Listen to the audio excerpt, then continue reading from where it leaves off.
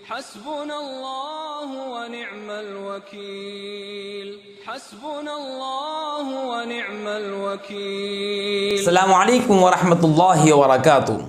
Business کے جو ذرائع ہیں، انکم کے جو ذرائع ہیں، اس سے پہلے بتایا گیا تھا ایک ذریعہ تجارت ہے اور ایک ذریعہ ملازمت ہے اور ایک ذریعہ زراعت ہے، کھیتی باڑی کرنا۔ تو آئیے کھیتی باڑی سے متعلق آج ہم ایک حدیث آپ کو سنانا چاہتے ہیں۔ صحیح بخاری کے حوالے سے اسلامی معاشیات کے اندر یہ حدیث بیان کی گئی ہے۔ قال النبی صلی اللہ علیہ وسلم ما من مسلم یزرع زرعا او یغرس غرسا فیأکل منہ طیر او انسان او بہیمۃ الا کانت لہ صدقہ۔ کیا فرمایا کہ نہیں ہے کوئی مسلمان، یعنی کہ کوئی بھی مسلمان جو کھیتی باڑی کرتا ہے یا کوئی پودا لگاتا ہے، پھر اس کھیتی باڑی سے، اس پودے سے کوئی پرندہ کھاتا ہے یا کوئی انسان کھاتا ہے یا کوئی جانور کھاتا ہے، تو اس کے واسطے یہ صدقہ بن جاتا ہے، اس کے لیے ثواب کا ذریعہ بن جاتا ہے۔ ماشاءاللہ کتنی بڑی خوشخبری ہے کسان بھائیوں کے واسطے، کتنی بڑی بشارت اور خوشخبری ہے ان محنت کرنے والے، کھیتی باڑی کرنے والے اور اپنے خون پسینے سے کھیت کے اندر فصل کو اگانے والوں کے لیے کتنی بڑی خوشخبری ہے کہ وہ فصل اگا رہے ہیں، کھیت میں جھاڑ لگا رہے ہیں، اور جب اس سے پھل نکلتا ہے، اناج نکلتا ہے، اور اس سے ظاہر بات ہے یا تو پرندے کھاتے ہیں یا تو انسان کھاتے ہیں یا تو جانور کھاتے ہیں، جو بھی کھائیں گے اس کا ثواب وہ فصل لگانے والے کو ملے گا، وہ جھاڑ لگانے والے کو ملے گا۔ اس لیے ہم سب کو چاہیے، جو کسان بھائی کام کرن ٹھیک ہے، اور اس کے علاوہ بھی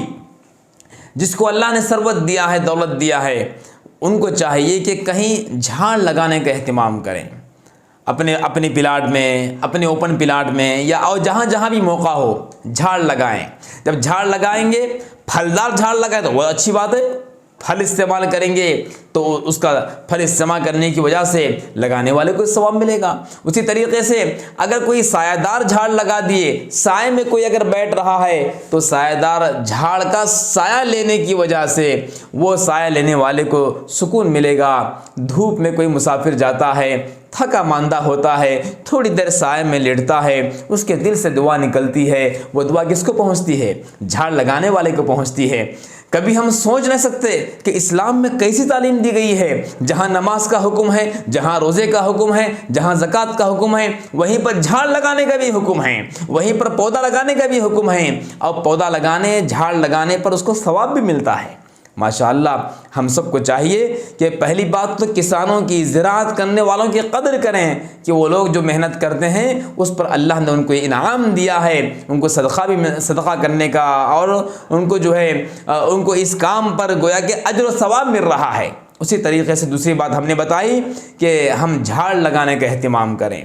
باغبانی کریں، باغ لگائیں، یا تو جھاڑ لگائیں، یا اس کا کاروبار کریں، یا اگر نہیں تو ایسے ہی جو ہے کہیں روڈ پر، راستے میں، یا جہاں پر بھی ضرورت ہو وہاں پر جھاڑ لگائیں۔ انشاءاللہ اس سے بہت بڑا فائدہ ہوگا، یہ ہمارے واسطے صدقہ جاریہ بنے گا۔ امید ہے کہ ہم اس کے اوپر عمل کریں گے۔